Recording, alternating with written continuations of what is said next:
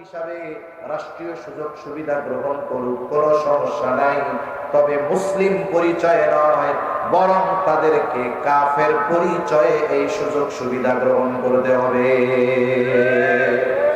সমাজে বসবাস করুক, আমরা বলি না এই দেশ থেকে তাদেরকে দূর করে হত্যা করে ফেলেন, তাও বলি না।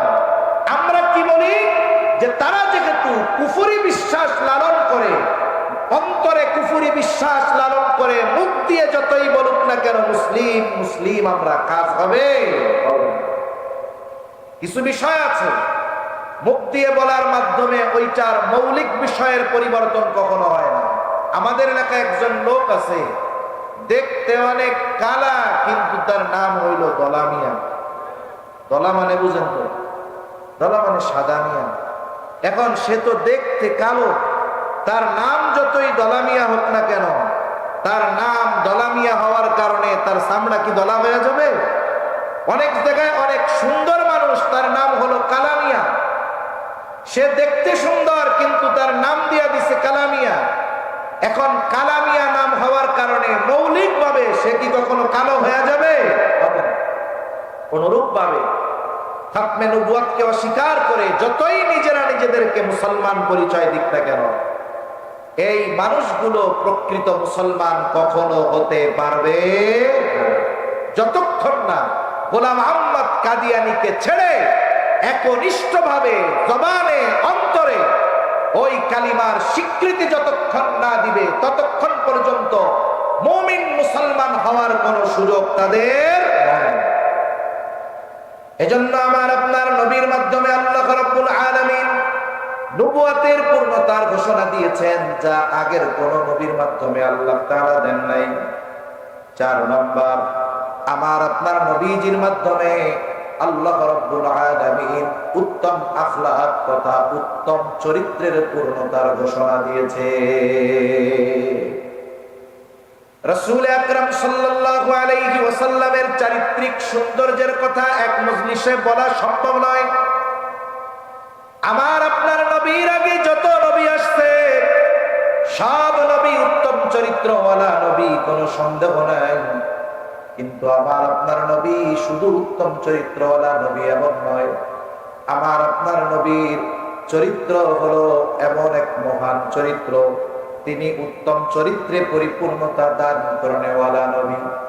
নবীর চারিত্রিক সৌন্দর্য কেমন ছিল? বলে মক্কার মুশরিকেরা আমার আপনার নবীজিকে বারবার হত্যার প্রচেষ্টা করেছে। নবীজি সাল্লাল্লাহু আলাইহি ওয়াসাল্লাম নামাজে গিয়েছে, সিজদায় উটের নাড়ি বুড়িয়ে নবীজির উপরে চাপায় দিয়েছে, যাতে করে আমার আপনার নবী মারা যায়। পেছন দিক দিয়ে গলায় কাপড় পেঁচায় ধরছে জোরে, যাতে শ্বাস রুদ্ধ হয়ে নবীজি মারা যায়। আমার আপনার নবীকে হত্যা করার জন্য মক্কার মুশরিকেরা প্রত্যেক গোত্র থেকে এক একজন যুবককে নির্বাচিত করেছে সম্মিলিতভাবে হত্যাকাণ্ড ঘটানোর জন্য। নবীকে হত্যার অপচেষ্টা শুধু মুশরিকরা করেছে এমনটা নয়, বরং এই চির অভিশপ্ত ইহুদি জাতি আমার আপনার নবীজিকে বারবার হত্যার অপচেষ্টা করেছে। এই অভিশপ্ত জাতি, এদের এই কুকর্ম এই সময় চলতেছে তা না, এরা হাজার হাজার বছর ধরে অপরাধ, অন্যায়, অবিচার এগুলা করে আসতেছে। এজন্য আল্লাহ সুবহানাহু ওয়া তাআলা তাদেরকে অভিশপ্ত জাতি হিসাবে অভিহিত করেছেন। এদের উপরে আল্লাহ তাআলার লানত। ইহুদিদের উপরে কাদের লানত? জোরে বলেন, কার লানত? আল্লাহর লানত, নবী রাসূলদের লানত। এরা আল্লাহ তাআলার ব্যাপারে অপবাদ দিতেও পিছু হটে না। আল্লাহ তাআলা কোরআনুল কারীমের মধ্যে জানায় দেন, এরা আল্লাহর ব্যাপারে বলে লাকাদ সামিআল্লাহু কাওলাল্লাযীনা ক্বালু ইন্নাল্লাহা ফাকীরুন ওয়া নাহনু আগনিয়া। আল্লাহ তাআলার ব্যাপারে তারা বলতেছে যে আমরা ধনী, আল্লাহ হইল গরীব। নাউজুবিল্লাহ বলেন। আল্লাহ সুবহানাহু ওয়া তাআলার ব্যাপারে তারা আরেক জায়গায় বলে, আল্লাহ তাআলা বলেন ওয়াকালাতিল ইয়াহুদু ইয়াদুল্লাহি মাগলুলা গুল্লাত আইদিহিম ওয়া লুইনু বিমা ক্বালু। মূলত তারা বলতে চায় যে আল্লাহ তাআলার হাত রিক্ত হয়ে গেছে, খালি হয়ে গেছে। তারা আল্লাহর ব্যাপারে অপবাদ দেয়। আল্লাহ তাআলা বলেন গুল্লাত আইদিহিম, বরং রিক্ত হয়েছে তাদের হাত, ওয়ালুইনু বিমা ক্বালু, এই কথা বলার কারণে তাদের উপরে আল্লাহর লানত। আবার তাদের উপরে নবী রাসূলুল্লাহ লানত দিয়েছে, লুইনাল্লাযীনা কাফারু মিন বানি ইসরাঈলা আলা লিসানি দাউদ ওয়া ঈসা ইবনে মারইয়াম। দাউদ আলাইহিস সালাম তাদের উপরে লানত করেছে, মারইয়াম আলাইহিস সালাম তাদের উপরে লানত করেছে। তারা নবী রাসূলকে হত্যা করেছে, জাকারিয়া আলাইহিস সালামকে হত্যা করেছে, ইয়াহইয়া আলাইহিস সালামকে হত্যা করেছে, ঈসা আলাইহিস সালামকে হত্যার চেষ্টা করেছে, মারইয়াম আলাইহিস সালামকে অপবাদ দিয়েছে। এমন এক অভিশপ্ত জাতি, চির অভিশপ্ত জাতি এরা আমার আপনার নবীজিকেও কয়েকবার হত্যার অপচেষ্টা করেছে। একবার গোশতের সাথে বিষ মিশায়া নবীকে হত্যা করার চেষ্টা করছে। যখন ইহুদি নারী দাওয়াত দিছে, নবীজি সাল্লাল্লাহু আলাইহি ওয়াসাল্লাম গেছে, গোশতের সাথে বিষ মিশায়া খাইতে দিছে। নবীজি সাল্লাল্লাহু আলাইহি ওয়াসাল্লাম গালে দিছে, জিবরাইল আলাইহিস সালাম আয়েশা জানায় দিছে যে এটা বিষ, খাওয়া যাবে না। নবীজি খান নাই, কিন্তু কিছু তো গালে গেছে। ইন্তেকালের আগে নবীজি সাল্লাল্লাহু আলাইহি ওয়াসাল্লাম বলেছেন, আয়েশা সিদ্দিকা রাদিয়াল্লাহু তাআলা আনহা থেকে বর্ণিত, যে নবীজি সাল্লাল্লাহু আলাইহি ওয়াসাল্লাম ওই যে বিষ খাওয়াইছিল, ওই সময়ের কথা বলছে যে আয়েশা, ওই বিষক্রিয়া আমার মধ্যে প্রবল আকার ধারণ করেছে, কেমন যেন আমার শিরা উপশিরা ছিঁড়ে নিয়ে যাচ্ছে। ওরা চেষ্টা করছে। আর এক জায়গায় এক ফয়সালা দেওয়ার জন্য নবীজি গেছেন, তাদের মধ্যে একটা ফয়সালা হবে। মুসলমানদের বানি কাইনুকা গোত্রে একটা সমস্যা নিয়ে নবীজির দেয়ালের পাশে বসাইছে। উদ্দেশ্য কি?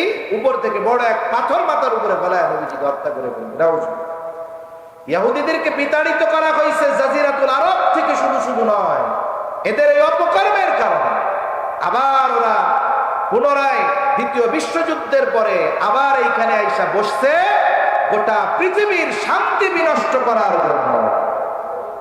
কিন্তু আফসোস, এদের ইতিহাসের কথা যদি বলতে হয়, আজকে এই চির অভিশপ্ত জাতি ইহুদিরা আমাদের উপরে চেপে বসার কারণে, চেপে বসা আমাদেরও দায়বদ্ধতা কম নাই।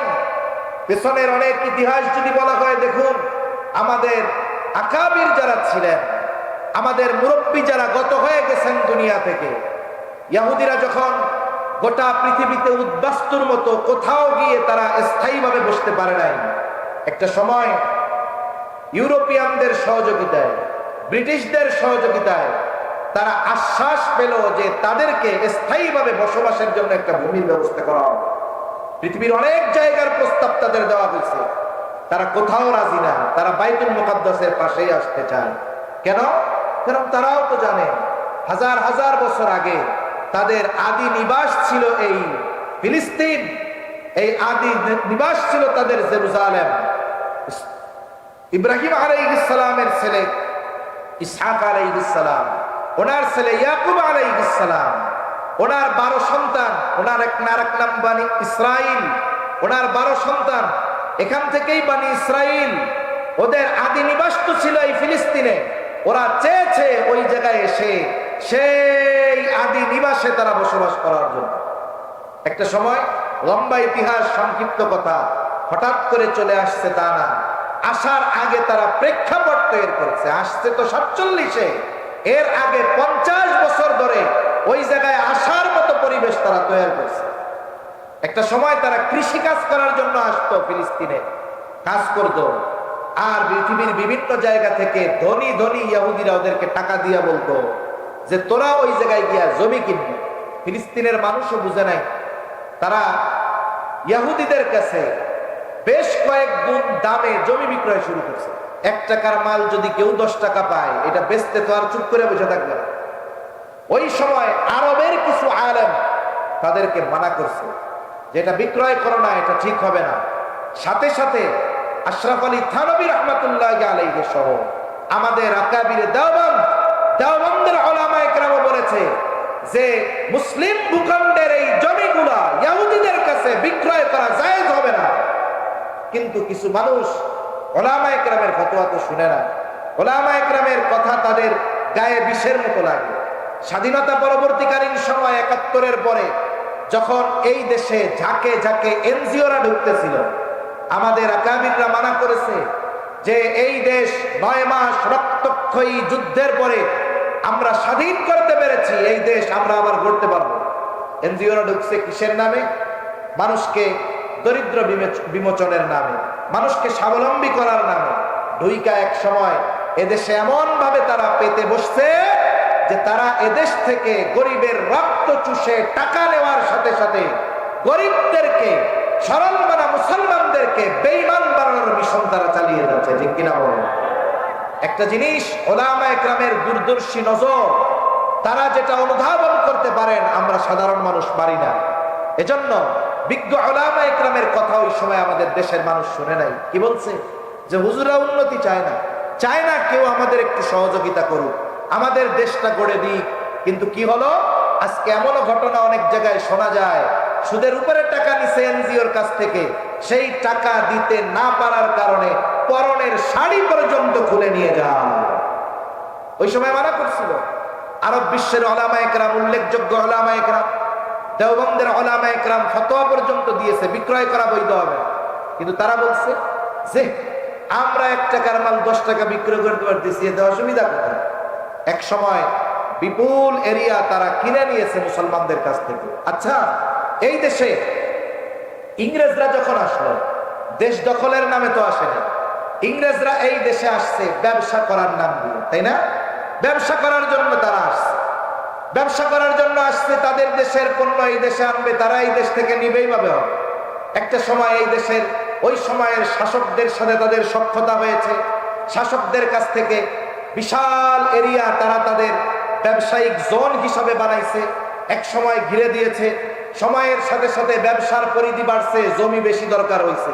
একটা সময় তারা শাসকের কাছ থেকে আদেশ নিয়েছে, অর্ডার নিয়ে নিছে যে আমাদের এগুলো রক্ষণাবেক্ষণ করার জন্য পার্সোনাল সিকিউরিটি দরকার। এই পার্সোনাল নিরাপত্তার নাম দিয়ে সৈন্যদেরকে এই দেশে আস্তে আস্তে তারা আনছে।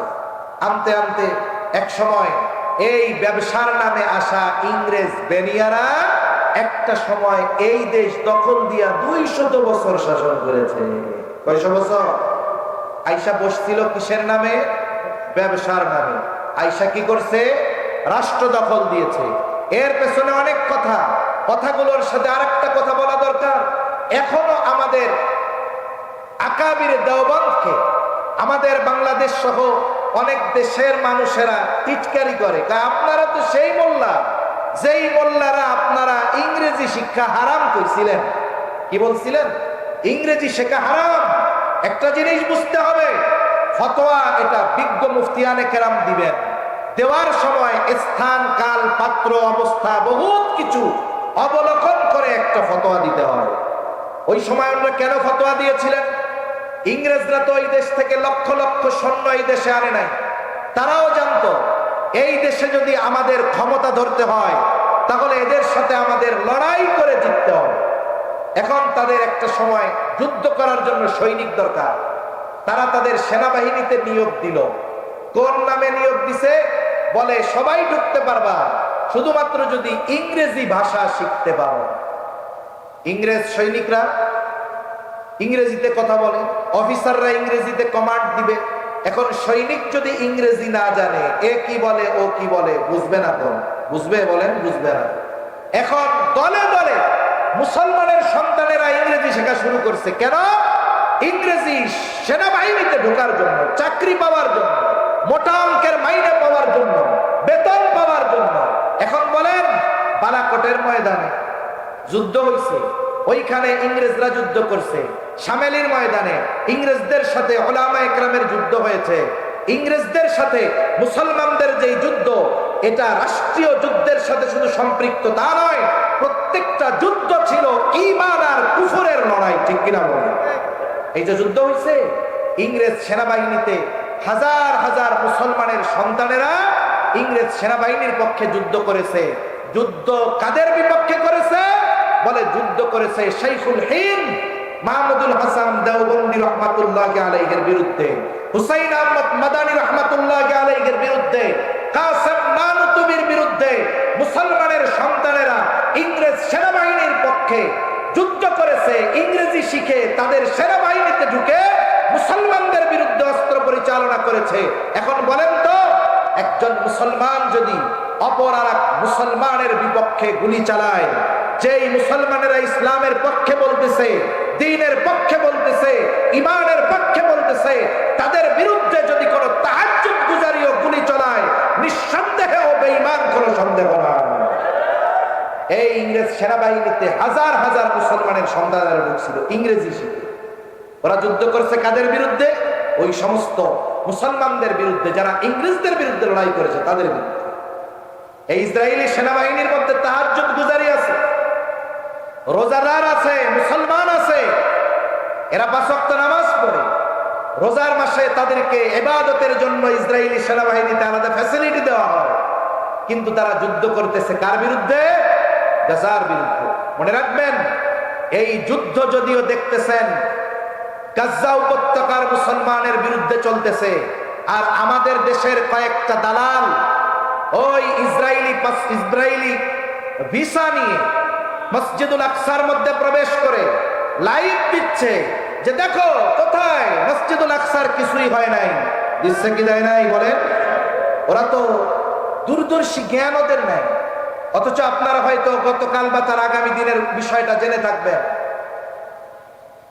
বাইতুল মুকাদ্দাস এরিয়ার ভিতরে মসজিদ শুধু একটা না, অনেকগুলো আছে। এক মসজিদের খতিব ইসরায়েলের বিরুদ্ধে বলার কারণে, গাজার মুসলিমদের পক্ষে বলার কারণে তারা গ্রেফতার করা হয়েছে। কেন? এই যে গাজার মুসলমানদেরকে নিশ্চিহ্ন করার মাধ্যমে ধীরে ধীরে পরিপূর্ণভাবে তারা মসজিদুল আকসাকে পরিপূর্ণ গ্রাস করার অপচেষ্টা চালাচ্ছে। মনে রাখতে হবে, বাইতুল মুকাদ্দাস পরিপূর্ণভাবে দখল দেওয়ার যেই মিশন তাদের, এই মিশন বাস্তবায়নের অন্যতম কর্মসূচি হলো গাজাকে পরিপূর্ণ নিশ্চিহ্ন করে ওটাকেও তাদের আয়ত্তে নিয়ে আসা। সেজন্য এগুলো বুঝে না, বুঝবে কেমনে? আল্লাহ এদের সহি বুঝ দান করেন। এখন বলতেছিলাম, এক কথা থেকে অনেক দূর চলে গেলাম। এই ইহুদি জাতি, এরা চির অভিশপ্ত জাতি, এরা চির অভিশপ্ত জাতি। এদের উপরে আল্লাহর লানাত। এরা নবী রাসূলদের হত্যাকারী। এরা আমার আপনার নবীজিকে বারবার হত্যার অপচেষ্টা চালিয়েছে। শুধু তাই না, একটা সময় নবীজির রওজা মুবারক থেকে লাশ চুরি করার, নবীজির দেহ মুবারক চুরি করার অপচেষ্টাও এরা চালিয়েছে। এরা এমন এক জাতি, এরা 2000 বছরের উপরে উদ্বাস্তুর মতো ঘুরে বেড়িয়েছে ঠিক, কিন্তু এরা ওদের ষড়যন্ত্র, চক্রান্ত, এগুলো কখনোই বাদ দেয় নাই। পৃথিবীর যেখানেই তারা গেছে সেখানেই তারা শান্তি বিনষ্ট করেছে। আর তাদেরকে এই মধ্যপ্রাচ্যে বাইতুল মুকাদ্দাসে তার পাশে তাদেরকে স্থান দেওয়া হয়েছে গোটা পৃথিবীর মধ্যে মুসলমানদের মধ্যে শান্তি বিনষ্ট করার উদ্দেশ্যে। ঠিক কিনা বলুন? সম্মানিত উপস্থিতি, এক কথা থেকে অনেক দূর গেলাম। আসলে আফসোসের বিষয় যে গাজার নিরহ মুসলমান, ওইখানে নিরস্ত্র মানুষদেরকে হত্যা করা হচ্ছে। অথচ দেখুন, রাসূল আকরাম সাল্লাল্লাহু আলাইহি ওয়াসাল্লাম যখন কোথাও কোনো সেনাবাহিনী প্রেরণ করতেন, যুদ্ধের জন্য কোনো বাহিনী যখন নবীজি প্রেরণ করতেন, নবীজি সাল্লাল্লাহু আলাইহি ওয়াসাল্লাম যেই নির্দেশনাগুলো দিতেন, এর মধ্যে নির্দেশনাগুলো এরকম ছিল যে খবরদার, তোমরা রাস্তায় যাওয়ার সময় কোনো গাছ নষ্ট করবা না, ফসল নষ্ট করবা না, কোনো কিছু আগুন দিয়ে পুড়ায়া দিবা না, নিরস্ত্র কাউকে আঘাত করবা না, শিশুদের হত্যা করবা না, নারীদের হত্যা করবা না, তারপরে বৃদ্ধদের হত্যা করবা না। আবার যুদ্ধের ময়দানে যাদের সাথে যুদ্ধ হচ্ছে, প্রতিপক্ষ যদি তোমাদের অস্ত্রের আঘাতে মারা যায়, খবরদার তাদের লাশ বিকৃত করবা না। কিন্তু আমরা কি দেখলাম? বিশ্ব মানবতাকে বৃদ্ধ আঙ্গুল দেখিয়ে আমেরিকার সর্বোচ্চ সহযোগিতায় এই জালেম ইসরায়েলিরা, এই জালেম ইহুদিরা নির্বিচারে 50,000-এর উপরে, অফিসিয়াল হিসাব 50,000, প্রায় 2.5 লক্ষের উপরে নিরস্ত্র মুসলমানদের হত্যা করেছে, যার মধ্যে সবচাইতে বেশি সংখ্যায় শিশু এবং নারী। ঠিক কিনা বলেন? অথচ দেখুন, গোটা মানবতা নিশ্চুপ, গোটা মানবতা নিশ্চুপ। আমরা অনেক সময় আফসোস করি, আরে চতুর্দিকে তো আরব দেশ, মুসলমানেরা, মধ্যে ইসরায়েল, এরা যদি 4 দিক থেকে থুথু নিক্ষেপ করে তাতেও তো তারা শেষ হয়ে যাওয়ার কথা। মনে রাখতে হবে, মনে রাখতে হবে। বাস্তবতা হলো এইটা যে আরব শাসকেরা আজকে যে আরাম আয়েসে স্বর্ণের কমটে বাথরুম করে, পায়খানা করে, স্বর্ণের সিঁড়ি দিয়ে বিমান থেকে নামে, এই সুযোগ সুবিধা তারা চুপ থাকার শর্তেই ভোগ করতেছে, ঠিক কিনা বলেন? এখানে ইসরায়েলিরা বসবে, ইহুদিদের বসতি স্থাপন হবে, ফিলিস্তিনিদেরকে নিশ্চিহ্ন করা হবে। তোমরা যদি চুপ থাকো ক্ষমতায় থাকতে পারবা, রাজপ্রাসাদে থাকতে পারবা, ভোগ বিলাসিতার সাথে জীবন যাপন করতে পারবা। এটা বাস্তব। যদি আরব বিশ্বের শাসকেরা জবান দিয়ে এই জালেমদের বিরুদ্ধে আওয়াজ তুলে, ওরা জানে আমাদের সিংহাসন আর টিকবে না, এজন্য তারা কোনো কথা বলবে না। কিন্তু আমরা তো মুসলমান, এক দেহের ন্যায় মুসলমান।